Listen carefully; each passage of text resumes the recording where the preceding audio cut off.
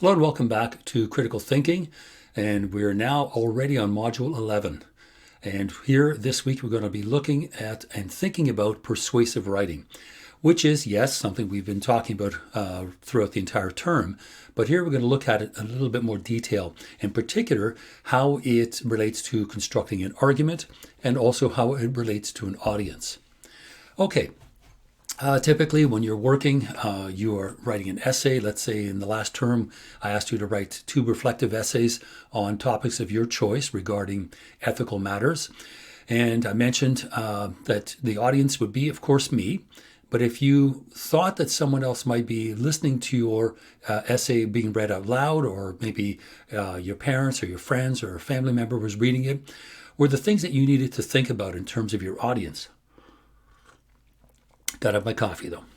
Okay, so when we're writing a persuasive essay, we're anticipating our audience, how much they may or may not know, how much they may or may not care, right? If you're being forced to listen to something, you're going to kind of tune out more quickly. But if it's a TED Talk and you've paid a fair amount of money to see this particular person talk, you're going to hang on to every word, right? So anticipate your audience. Think about how they're going to respond, whether they're going to be confused or clarified, what you consider important that you wish for them to consider also equally important, making sure to take anything out that could be offensive. And these days, it's really it's not that hard anymore to know what could be offensive. I'm not going to repeat the types of words that you could imagine would be considered offensive, but we kind of know that there's a degree of common sense as to what we can talk about. And if you had to talk about something difficult, you still could, right? To talk about matters that are racist or sexist without being offensive, right? We can talk about these things without, in fact, acting them out and being racist or sexist. Your claim is also important, right? What is your main thesis? A main thesis is important when you're sitting down or setting down your ideas, whether it's a short paper or in my case, it's a book length, project. What is my main thesis, right? What do you want to talk about? Now, that's not the same as the subject or the topic. And why is that? Because you could have 10 different papers on the same subject or the same topic, but each one of them will approach that subject or topic from a slightly different perspective, right? Slightly different angle. And that's what the thesis is. I am going to discuss the following issue. Quick example. I've just finished a book on this group called the Situationist International. And in rereading and reformulating and reworking my ideas, as I've gone through the work, I've now sort of discovered a new thread, right? A new idea I'd like to present.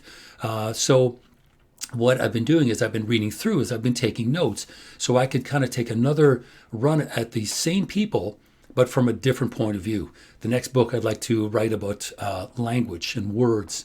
I know it sounds like, okay, that's a pretty big topic, but right now it's just in the thinking stages, right? Not in the writing stages, but I'm looking at the same topic, the same subject, but the book I've just finished will be different from the next book that I'm thinking about, and yet it's still on the same topic. Now, what's also important is evidence. We can't simply make arbitrary claims and not present them in some way that will allow individuals to, one, follow through with their claims and see whether the book that you've cited from is in fact been cited correctly. Have you kind of cherry-picked the quote to make it sound like something that it isn't saying? You want to make sure that your citations are correct, because quotations and citations are the way in which most students and most writers support the material. We don't all have an opportunity to go and do that firsthand work, right? Conducting interviews and experiments and all these kinds of things. We rely on other people, right? We stand on the shoulders of giants often when we are doing our work. So we want to make sure that those shoulders are solid and those citations are solid. And finally, reasoning. You want to make sure that you can base those claims on just more than I think or I believe, right? I know for a fact that the following is correct. So if that's the case, your reasons, your claims, your evidence, all of those need to be supported with evidence, with facts, with information, and presented also in a logical fashion. So you're not kind of jumping around all over the place. And trust me, that can happen. You can do the best work possible, and someone who is as knowledgeable as you are, or slightly more, who knows. In my case, I had a reader go through my work and asked very valid questions that at the time I was writing, I hadn't considered. I hadn't thrown them out and ignored them. I just hadn't considered them. So someone's reading carefully through my work going, you might want to address this, or you might want to clarify that, or expand this, or move that. And all these things are important in terms of presenting something logically and persuasively. And really, at the end of the day, that's what we're doing. We're trying to present an idea to someone in a persuasive manner. So you're trying to get the reader to agree to the ideas that you're presenting. Very simple, very straightforward. That's what you're trying to do. You're presenting to the reader or writer, the reader or the listener. You're trying to persuade them with your main thesis, backed up with evidence. It goes beyond just inference or opinion or judgment. Now, judgments are valid. Evaluations are valid, providing you've presented to the person the relevant information with which they can make their own decisions. You present both sides and say, here's where I stand, but it's up to you to make that decision. So you're trying to seek the reader's agreement with the ideas that you are presenting in your paper. So that statement, right, that thesis makes a point. It tries to convince an audience of its validity and, in certain cases, to bring about action. Let's say the paper's on climate change, which I know I talk about, ad nauseum. I find it very important. I find it extremely important, and it is an existentialist crisis. So the more we ignore it, right, the more persuasive and convincing the arguments need to be, because there are still some people that don't think it's happening. So we need to be able to assure to the reader that what we're saying is not only valid, worth considering, but perhaps they should act on it. So if we argue effectively and persuasively, and we do it using academic and professional sort of criteria, we should be able to establish to others the fact that we have a personal ethic with which we do our work, so that we're not known as someone who lies or manipulates the truth or cherry picks ideas, because there are some people that do it, right? They do it all the time, and they can be politicians, they can be academics, and really it has a lot to do with their political stripes. Again, this should not be news. You know me well enough. That's the way I look at things. If your political stripes are of a certain type, the degree to which you are ethical becomes very important, and also becomes very clear, because there are certain people, politicians, advertisers, who don't wish to present both sides of the argument. They wish to present their side as the better one. That's the one that really matters. So if we are going to be ethical and moral writers, we need to make sure that both sides are presented equally and are presented dispassionately, in other words, objectively, so that we can then turn around and say, well, here is the evidence on both sides of the argument. We leave it up to you to decide what you think is correct. Now, one of the best ways that we can turn around and convince a person through argumentation, convince them of our point of view, is by using rhetorical devices. And we talked about these probably within the first month of this course. And of course, Aristotle's Rhetoric is the source book and has been for, only about 2,500 years. Right? He managed to nail it down that early. And really, we haven't gone much further as a result of it. Because what Aristotle did in these sort of three simple little examples really kind of pinpoint how rhetoric works, right? So you remember ethos, pathos, and logos, right? Ethos, that's the character of the writer or the speaker, and that has to do with credibility. Pathos, think of the word pathetic, pathetic and sad, it's emotional. So pathos is the emotional effect upon the audience, using rhetorical devices that kind of push our emotional buttons rather than perhaps our intellectual ones. And then finally, logos, right? The logic and the substance of the argument itself. So ethos, credibility, pathos, emotion, and logos, logic. Now, I'm not trying in any way to say that pathos is wrong, that you should not use it, but you could start an argument using pathos, right? You might be able to really grasp the audience's attention, whether they're reading or listening, with something that does push their emotional buttons. And then you back up and you're using logos now, right? Logic and substance in your argument to present something that may have made people respond emotionally, but by the end of your discussion or your paper, the reader or the listener understands that yes, they may have thought that they were manipulated at first through that emotional response, but you've gone much further. You have now begun to talk about this subject or this topic with logic and reason and substance, right? You've backed up what you've said, and ultimately that reflects on your ethos, right?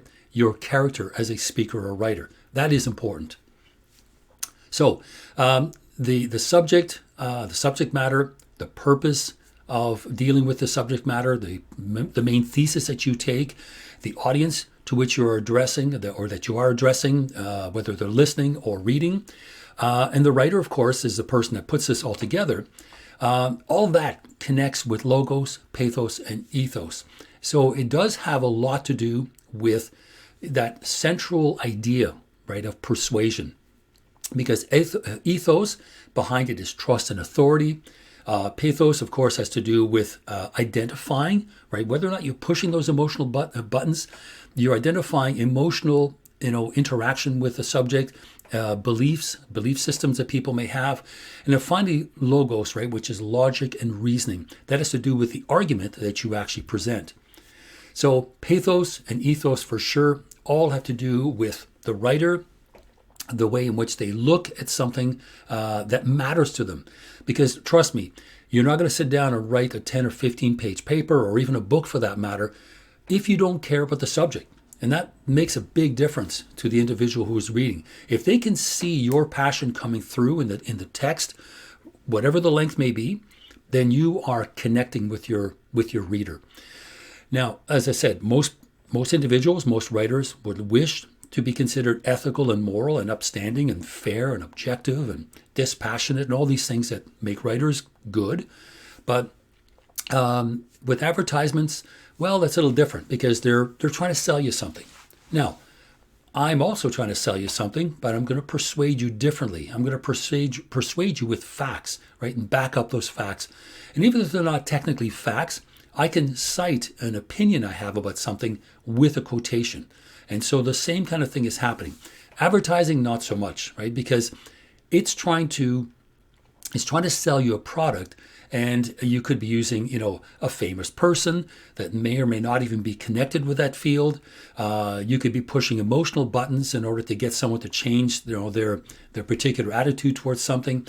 And that could be fear, desire, right? Sympathy, anger, all these things like, okay, what do I do? Where do I sign? Where's my GoFundMe page? Whatever it is. So pathos can work effectively. And then finally, logos in advertisements, right? Facts and testimonials and things like that, charts and figures, whatever they may be. All these things work in advertising. But we're really not speaking directly about advertising here. This is more so about writing ethically and responsibly. So we've talked about argumentation and arguments. And an argument, again, is not a screaming match. Unfortunately, at times it's devolved into that. Screaming matches is, people are shouting talking points past each other. That's when both parties have stopped listening. They're too busy yelling at each other. And that's not an argument, right? Because argument is logically constructed. Screaming and yelling is not. That's pushing emotional buttons. So argumentation, you want to make sure you're not using misleading language, because then you are going to get someone to start yelling at you. Really, when we talk about argumentation and rhetoric and how it works, right, it's a use of means of persuasion. Now, it sounds like we are manipulating people. We're not. We're trying to persuade them. Advertisements tend to manipulate us, right? An essay or a book tries to persuade us. Now, PSAs or public service announcements do the same thing. They try to persuade us to think twice about drinking and driving, think twice about, taking up smoking, alcohol, drug use, any kinds of behavior that may, well, they may harm us. They may harm us in some way, emotionally, mentally, physically. Long-term health issues. Those need to be persuasive because the end result of the ad is that the person needs to come to their own conclusion. So if they're effective, absolutely. But advertising tends to be trying to sell you a product. And it's, for the most part, as we saw in the exercise from last month, primarily it is pathos, right? It does try to push those emotional buttons.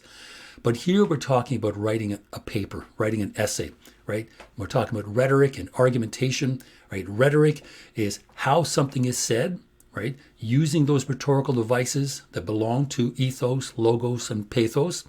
The argument is what is said. So you could talk about rhetoric as being the form and the argument being the content. So the form is how that main thesis is addressed and discussed, and the argument is just the content, the actual, the meat and potatoes, as they say, of what is said. And of course, it's backed up with claims, verifiable facts, and so on, so that we can understand exactly what's going on. Okay, so we're paying attention to argumentation because mass media and advertising, really don't use the same sorts of ideas that we've been discussing. They tend to manipulate our emotional well-being by trying to, cause us fear or desire to purchase something. And here, when we're trying to persuade individuals, we're not doing the same thing. So to move away from the kinds of rhetorical devices that we've talked about with Aristotle, I want to have you take a look at what's called the Toolman Method. So the Toolman Method analyzes the effects of communication and consensus building. Now, consensus building is probably now more than ever the way out of this kind of impasse. If you're a philosopher, it would be called an aporia, right? A dead end. So to get through this dead end and break on through to something better, the best way in which we can do it is by trying to seek some degree of consensus. So Stephen Toulmin's ideas about argumentation kind of include that, right? They address consensus building. Let's start with something we all agree with. Okay, how about we're human? Okay, good. We all live on planet Earth. Okay, good. Well, how about life on planet Earth? Okay, we've already now gone to two different ways. Okay, let's back up again, right? We're going to be talking about climate change, of course. Okay, so the Toolman Method is discussing claims, the grounds upon which those claims are made, and the warrants or the backing, the why, right? Why is this important? And so that's what I want to look at. Okay, we already understand a qualified claim, right? That's your thesis, or it could be a conclusion. Then we understand the grounds. So we have a claim, climate change is real. The grounds that we have to make that claim are all the reasons, the evidence, the facts, the scientific studies, and so on that support and undergirth, which is a architectural term, I think. They support, right? It's a fancy word for support. The grounds support the claims that we make. And of course, a thesis is the particular statement that we wish to present to individuals.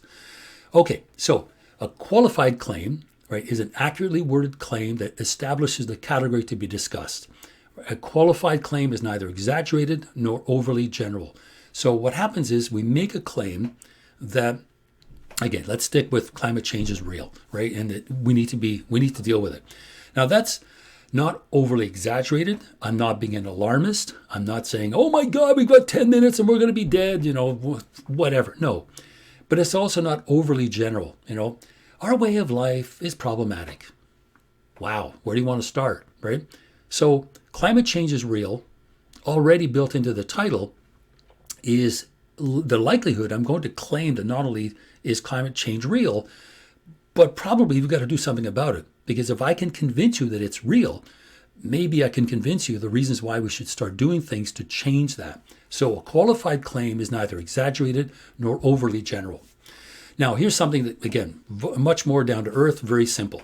So here are two claims that seem to sound the same, but one is less likely to be specific to a group of people. The first one says, teenagers should not be allowed to drive after midnight. Now, that sounds very specific. It sounds almost accusatory. It sounds like you're attacking teenagers for whatever reasons. But look at the second one. People under 18 years of age should not be allowed to drive after midnight. It kind of says the same thing. It certainly means the same thing. But when you say people under the age of 18, that's literally babies up to those who are 18. And so what's happening is you are diffusing, right? You're diffusing the identity of the people that you wish to not drive after midnight. And that has a lot to do with just thinking through the words that you want to use.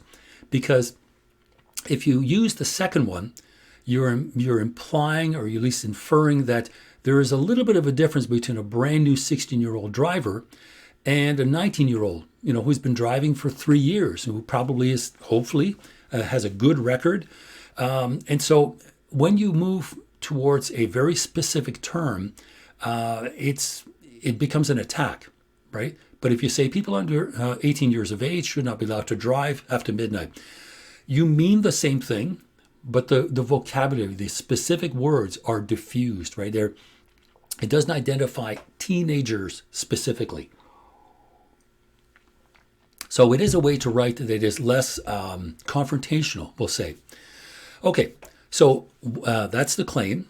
Warrants themselves are assumptions, premises, beliefs that are the foundation of most arguments. Okay, so it's important because they are the way in which we are able to make a connection, right? To glue together the claim and the foundation. So, as the statement here says, my claim is true to a qualified degree because of the following reasons, which makes sense if you consider the warrant backed by these additions. Okay, so the warrants are the assumptions or premises that are the foundation of most arguments. In the case of climate change, we know that negative behavior on the earth is going to warrant, let's not make things more confusing. Continued action, such as we are doing, is very likely going to lead to exacerbating a condition that is already being felt, right? Summers are hotter, weather is much more erratic. We have many more forest fires now. Things are just drier. So those are the warrants, right? Those are the premises or the belief system that holds up the claims that we're making. So that's essentially what's going on. So let's kind of break it down to the warrants and say, okay, what are we talking about here? All right, a simple one again. Climate change, let's set that aside. Okay, the claim is people should brush and floss their teeth regularly. Okay, so the grounds or the reason is the what, right? So what are we talking about? Well, we're talking about brushing your teeth and flossing your teeth. Okay, the grounds is that dentists are telling us that brushing and flossing will prevent tooth decay. So that's the what. What are we talking about here? In the claim, people should brush and floss their teeth regularly. We're talking about brushing their teeth. The why. Well, why? Like a 5-year-old do. Why? Why do I have to do that? That's what kids do. And so, if you don't, then you are going to get tooth decay, enamel decay. Your gums may recede. You may have toothaches. Your teeth may slightly, start turning brown. That's the why. You should do this, and here's why. So the warrant is really backing up. It's backing up, as I said, the foundation of the foundation. But what is happening is you are presenting the warrant principles of self-interest or otherwise, in this case, health, right? Dental health. And it's very important so that the claim sits in a context, right? And the claim of people who should brush their teeth regularly sits in the context of dental health. I'm concerned. What should I do? Well, dentists say that brushing and flossing is a good way to minimize, tooth decay and gum disease and all these kinds of things. So the claim sits and is surrounded by these warrants, which is the why, right? In terms of dental health, this is one thing that you can do to make sure that, your teeth aren't going to fall out by the time you're 40. So the warrant kind of authorizes the belief. That's kind of the way you want to look at it. It gives it validity. So the warrant In this case, it authorizes the action. You should brush your teeth because if you don't, your teeth will fall out and you will have serious dental health issues. So it informs the claim. It informs the action, what you should do, by giving you the reasons why. And sometimes they're not there, but you can sort of read between the lines and understand what the warrant is. So we need to understand that warrants behind arguments, which are not always explicit, are really the reasons why we respond to certain claims, especially claims about actions, things that we should do. What we should make or do or ask other people to do. That's kind of what makes a statement have validity, right? Have credence. So if a statement is credible, you should be able to identify the warrant out of which it comes, which is the context, right? In this case, a context of health, climate change, the context of the future of the earth, right? Pretty serious stuff. Okay, so we have here. Look at this diagram here. We've got qualifiers. We have claims, or a final claim, which is a conclusion. Brush your teeth.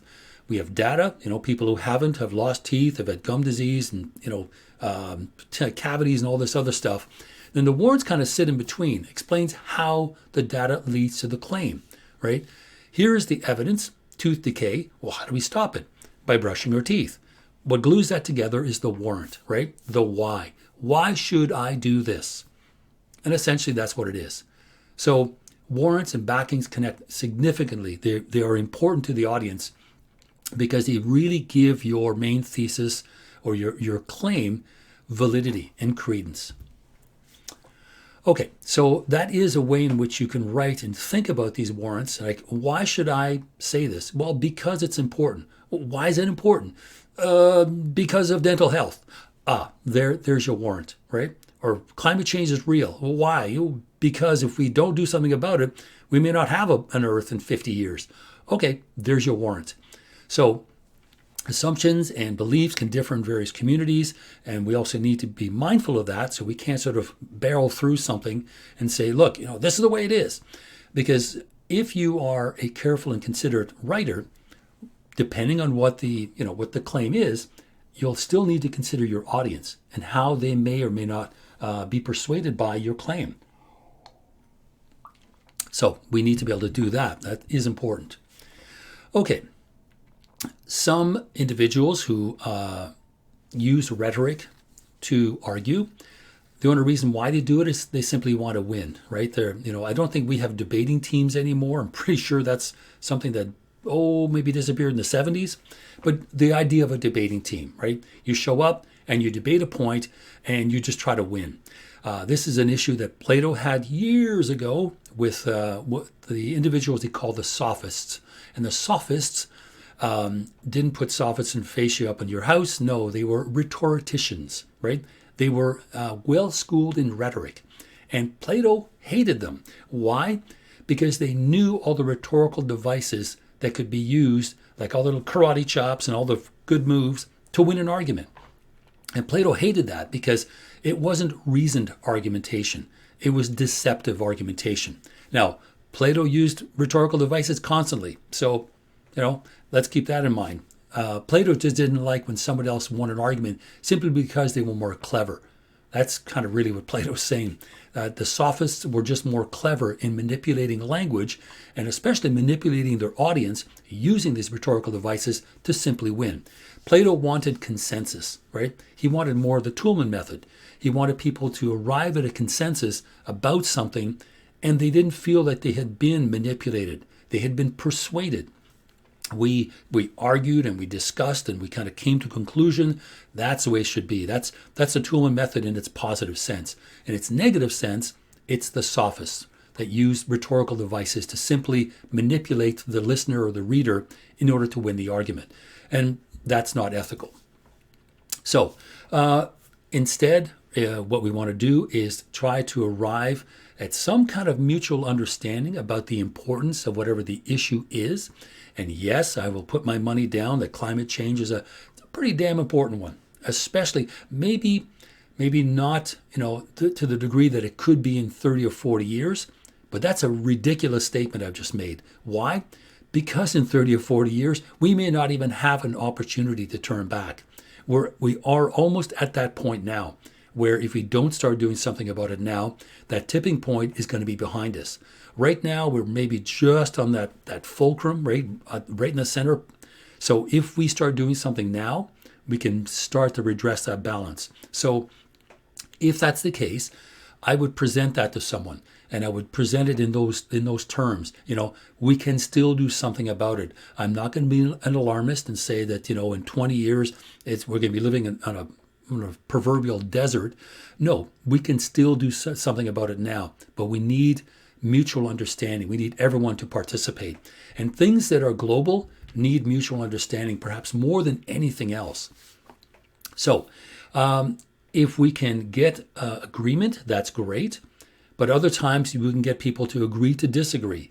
Well, okay, hopefully we could turn around and maybe, talk about it some more. If you remember about a month or so ago, I had you do a short assignment where I gave you 3 different scenarios.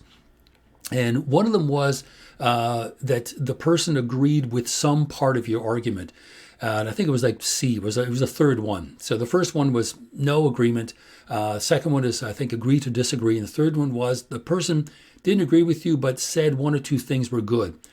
That's really the right answer. It may not be consensus, but it's the beginning of mutual understanding, right? Even a little shred of common ground is more than none. So 1 is better than 0. And you try to build from there, right? And you continue to think critically about the claims that you're making and try to widen and broaden that common ground that you have with that person in order to win the argument. Now, as you're doing that, you don't want to steamroll over them. You don't want to plow over their opinions.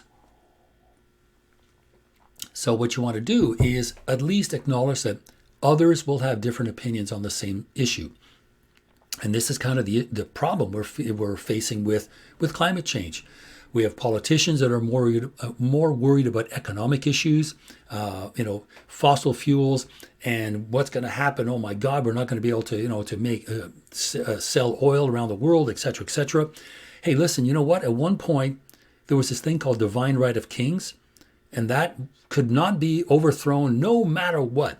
Well, by the 1800s, guess what? No more kings. Most of them are gone, right? Some were beheaded, but most of them are gone. So something we think is overwhelmingly impossible to change, we just kind of keep going at it, right? Till finally we can change things. So what I'm getting at here is we need to consider other people's perspectives, their lived reality, their opinions, their points of view. And if we do that and we acknowledge it and we try to find some common ground in there, that makes it more difficult for the person who is reading or listening to you to say no, because you have acknowledged the point of view. You have acknowledged its validity, but you've found some little nugget, some little brass ring in there that you're pulling on and go, okay, surely you must agree with this. And then that's what you pull on and you bring that over to your side. If you can argue that way, it becomes more and more difficult for the other person to say no, because you are in a sense arguing using their own terminology and their own belief system. That's how you build consensus. It might be slow going, but it's better than having an earth burn up, into cinders. It's worth it. So we're talking about reasoned arguments that consider other points of view. And what happens is when we acknowledge that other side, we demonstrate that we grasp the issue from their perspective. And if you can do that, you will achieve mutual understanding. You may get a little bit less of agree to disagree and more so some common ground. And really, all you're trying to do is to achieve mutual understanding of the importance of the claim that you're making to them. So if you can work towards consensus through acknowledging those points of view, then you could get that consensus that you're looking for. It is possible. So when you're talking about points of view, you want to be able to restate your claim in a way that the other person can understand it. It could be different terminology, right? It could be talking not teenagers, but those under the age of 18, right? That's everything from 0 to 18, right? Different kind of terminology. Definitely find those areas of agreement or common ground right from the beginning. Nothing wrong with identifying what differences are important and which ones are trivial. All right. If we're arguing over semantics, it's just semantics. That's just it's a choice of words. If that's the case, perhaps we're not arguing over what these words are meaning, what we're talking about. So some differences might be trivial, unimportant in the big picture, and those are the ones we want to start to knock down first, because eventually all that will be left will be the important differences or difference, but everything else now you've got mutual agreement.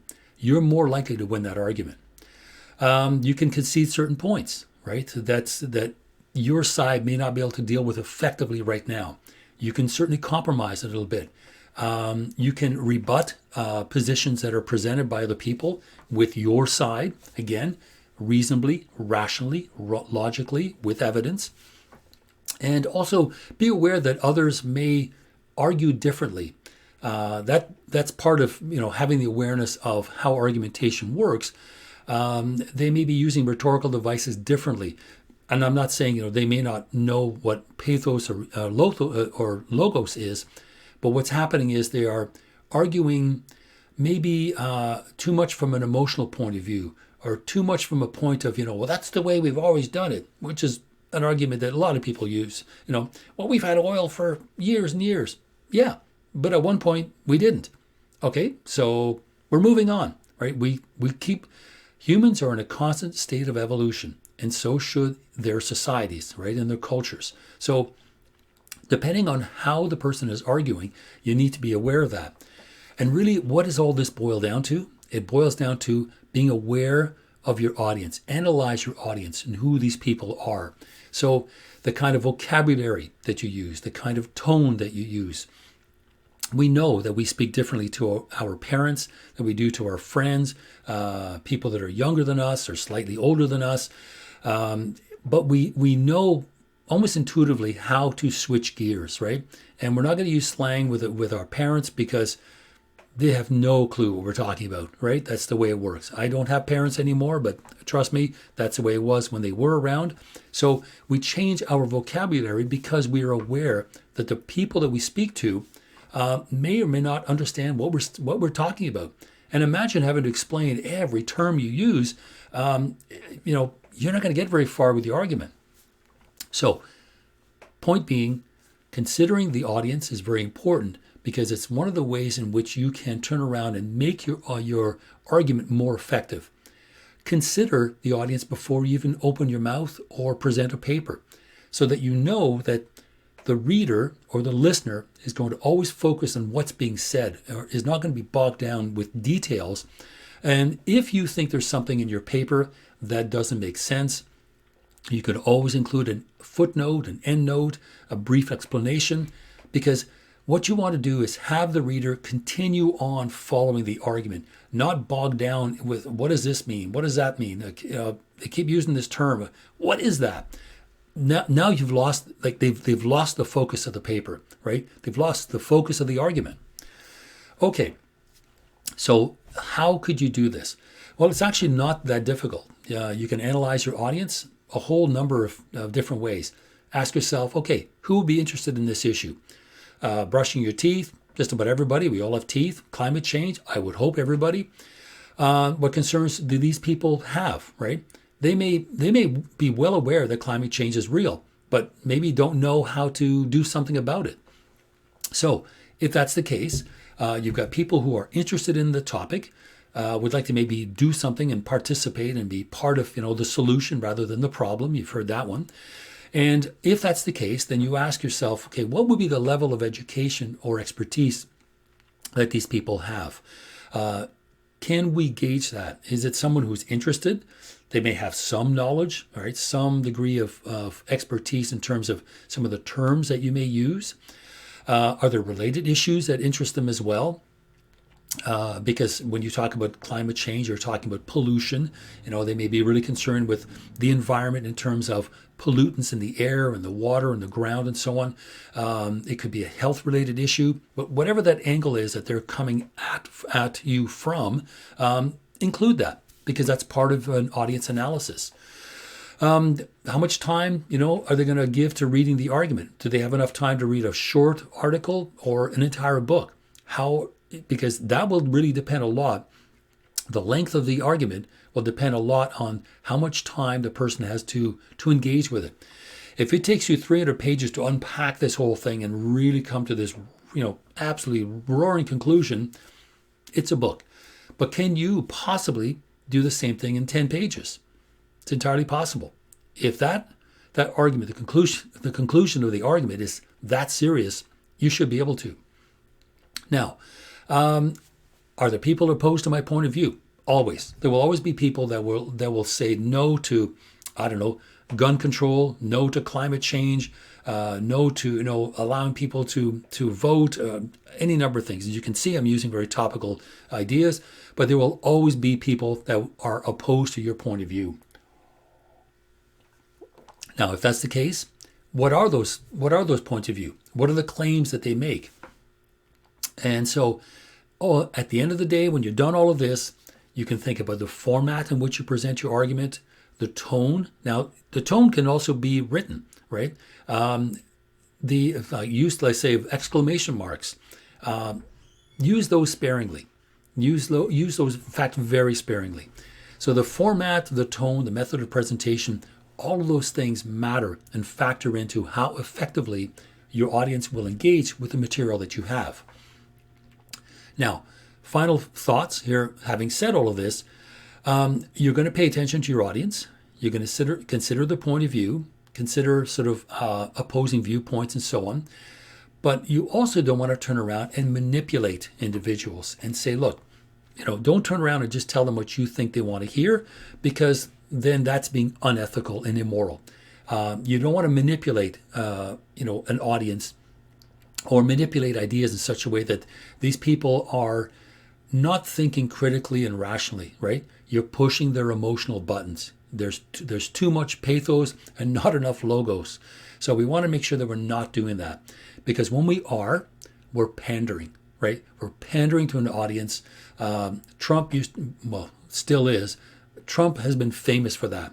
He literally will pander to his audience. He will lie to them right to their face, because he's the kind of guy that he wants to tell people what they want to hear, because finally what he wants is the adoration, right? He will lie to your face to get your love, right? To get your approval. And that's malignant narcissism. That's not a difficulty in writing, thinking. That's malignant narcissism. Willfully lying to someone, not because you want to get something get something across them. No, you want to get something from them. Everything with him is transactional, right? What can you do for me?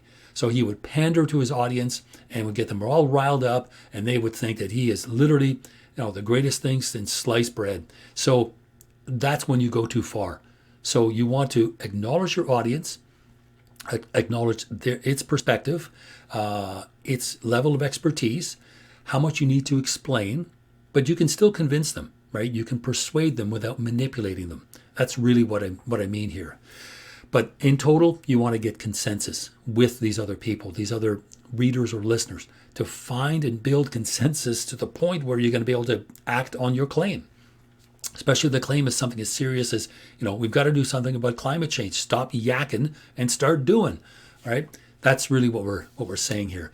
Okay, so that is the module for this week on persuasive writing and the Toolman Method and identifying and considering your audience. So when we get together on Thursday, I'll talk about the next assignment. Don't forget the at-home quiz for Module 10 to finish that up in the next couple of days.